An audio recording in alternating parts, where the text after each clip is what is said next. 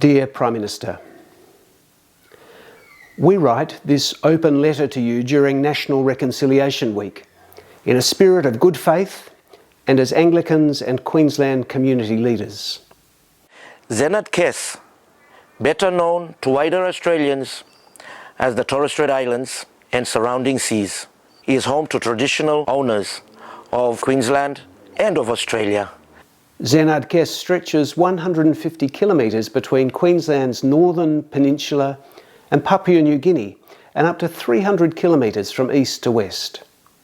This 48,000 square kilometre area includes more than 270 islands and reefs, with 17 inhabited islands.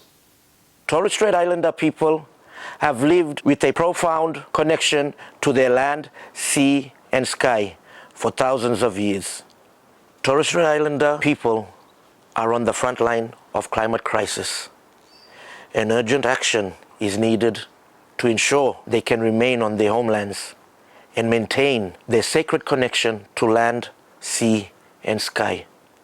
King tides, erosion, seawater inundation and coral bleaching are threatening Torres Strait Islander people homes, while successive Australian governments have refused to effectively address the climate crisis.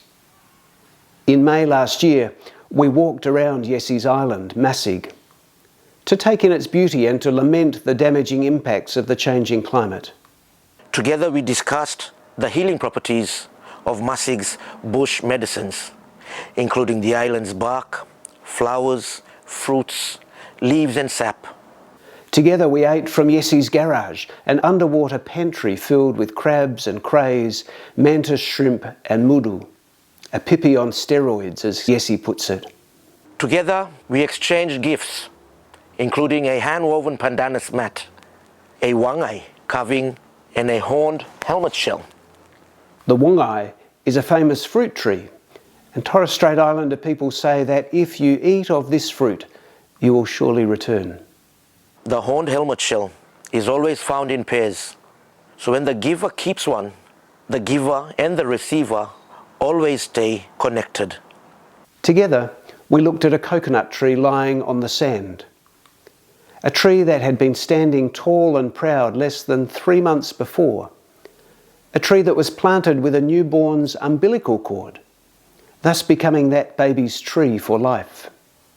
Together, we looked at the incomplete seawall, a wall that needs urgent completion because the shore is rapidly eroding, and discussed other strategies that need to be implemented to protect Masig and all other low-lying Torres Strait Islands. And together, we observed where ancestor burial places have washed out to sea, including Yessie's great-great-great-grandmother's grave. We discussed how the rising sea level and more frequent and violent weather events are threatening the very existence of Torres Strait Islander people.